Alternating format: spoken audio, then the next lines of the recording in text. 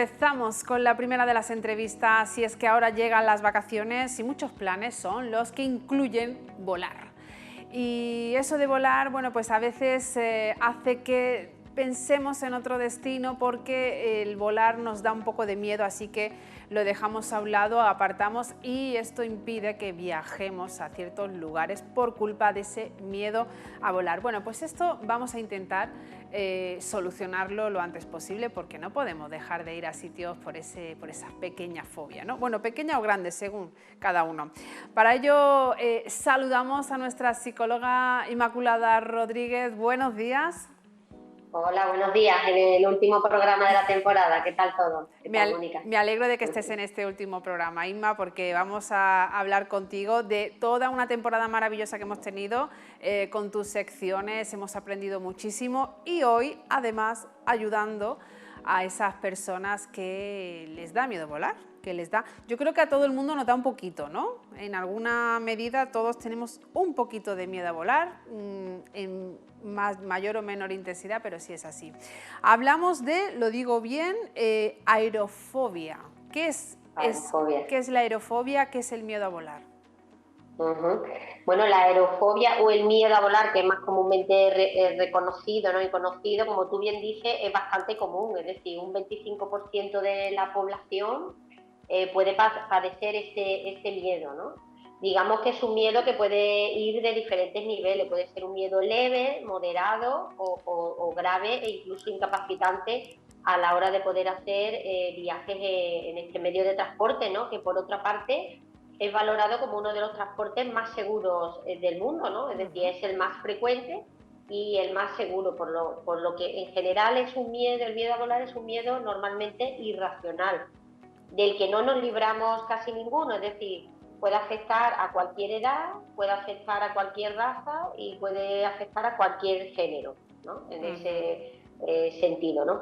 E incluso hay personas que lo han padecido siempre o que de repente empiezan a padecer el miedo a volar y nunca anteriormente lo han tenido en su vida, ¿no?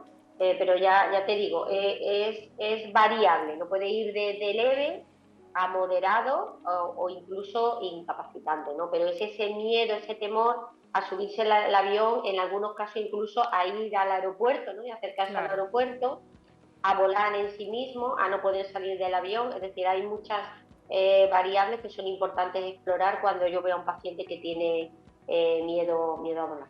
Vaya, incluso también, Inma, me imagino que al revés, ¿no? Gente que tenía un poquito de miedo, pero después de empezar a volar, como que se le ha ido quitando y lo ha normalizado. Bueno, pues todas esas circunstancias hay que estudiarlas. ¿Cuáles son, Inma, los síntomas que presentan, así los síntomas comunes que presentan las personas con miedo a volar? Bueno, los síntomas pueden ir desde síntomas físicos a cognitivos, que son a nivel de pensamiento o de conducta, ¿no? Los físicos, los más comunes, pues ansiedad, que puede manifestarse a través de hiperventilación, ¿no? La incomodidad a la hora de respirar, sudoración en las manos, nerviosismo, ansiedad, angustia, en casos más graves ataques de pánico, que puedan incluir incluso, ¿no? En casos muy graves ya un desmayo o algún tipo de ausencia. Respecto a los cognitivos de pensamiento, pues la persona que se va anticipando, ¿no? A qué puede pasar, tiene una turbulencia, se va a caer al avión, ideas de tipo catastrofista, vamos a caer en medio del mar, no vamos a llegar al destino, eso todo a nivel de pensamiento, ¿no? Y después a nivel de conducta, pues conductas pues sobre todo evitativas, es decir, pues yo no voy a volar, cuando estoy dentro del avión quiero salir, quiero abrir la puerta de emergencia en casos así más graves, ¿no? Entonces, ya te digo, van a ir oscilando, ¿no? Desde esos síntomas físicos relacionados con la angustia y la ansiedad a síntomas más de pensamiento, ¿no? Que a lo mejor la persona está ahí un poco rumiando, está en el vuelo y está pensando qué le vaya a pasar, lo cual le genera ansiedad y lo cual le puede generar una actitud de conducta de querer evitar o querer salir corriendo, ¿no? Vaya, y que además qué peligro, ¿no? El estar así, porque una persona que ya está dentro del avión y que incluso está en pleno vuelo, que le entre esa ansiedad y que quiera salir del avión, pues me imagino que para el resto de pasajeros y la tripulación seguro que se han encontrado esto muy a menudo Seguro. y tienen un protocolo incluso porque es que, claro, ¿qué hacen, no? ¿Qué hacen con ellos? Dios mío. Inma, ¿cuáles pueden ser esas causas? Porque a veces ese miedo a volar, bueno, pues no viene, no sé, de ninguna experiencia, o sí, no lo sé. ¿Cuáles Pues son las sí, causas? claro. Yo siempre digo que normalmente el miedo a volar es un miedo irracional, pero es verdad que a veces es racional. Es decir, ¿cuáles son las posibles causas? Pues la causa puede ser, oye, que una persona haya vivido una situación traumática en un vuelo, que he tenido algún caso de esto, ¿no? Es decir, un avión que ha tenido que hacer un aterrizaje forzoso, determinadas turbulencias, entonces ya los pasajeros de ese avión han sufrido ese miedo, ¿no? Entonces ya para el posterior vuelo o otros vuelos ya pueden ir con un miedo. Eso sería un miedo a volar, pero es un miedo racional, es decir, han pasado por esa experiencia, ¿no? Puede haber un poquito de estrés postraumático en ese sentido, ¿no? Pero después hay personas que no han vivido una experiencia traumática y a lo mejor por sus rasgos de personalidad con tendencia a preocuparse, pues escuchan en las noticias que ha habido una catástrofe, que ha habido un accidente, y entonces ya automáticamente empiezan a obsesionarse y a preocuparse de qué les puede pasar a ellos. También hay teorías, pero no confirmadas, de que puede ser un miedo heredado, ¿no? De, por ejemplo, imagínate un hijo que sus padres tienen miedo a volar y por lo tanto siempre evitan volar o usar otro transporte público, y entonces este niño crece en la falsa creencia de que es un medio de transporte peligroso o de riesgo, ¿no? Y entonces en ese caso, pues ese niño a lo mejor hereda ese miedo, ¿no?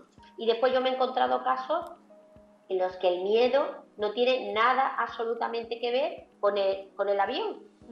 Es decir, miedos que en algún momento de la vida una persona tiene un gran cambio, ¿no? Por ejemplo, una separación, una pérdida de trabajo, algún cambio vital que hace que esa persona sienta que no tiene control sobre su vida y empieza a temer al avión y al vuelo. ¿Por qué? Porque en el avión uno no controla, es decir, es una persona la que nos lleva.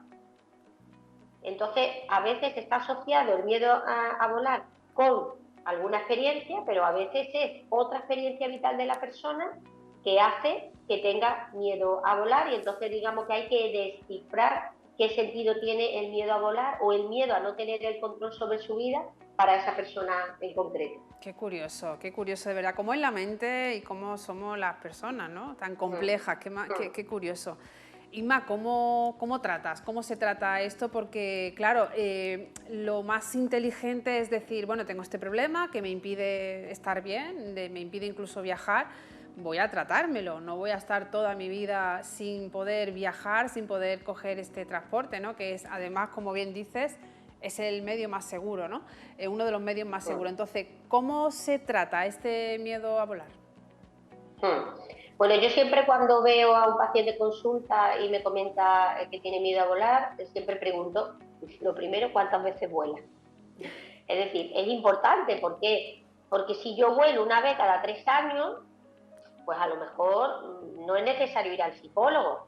Es decir, con qué frecuencia, pero no es lo mismo una persona que tenga miedo a volar y que resulta que por trabajo pues tenga que volar todos los meses.